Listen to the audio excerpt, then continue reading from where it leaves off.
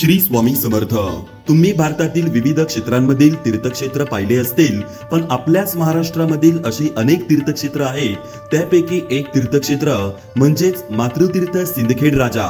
हे समृद्धी महामार्ग Sindkhed Raja gate number 13 exit पासून 10 मिनिटाच्या अंतरावर जिल्हा बुलढाणा मध्ये आहे.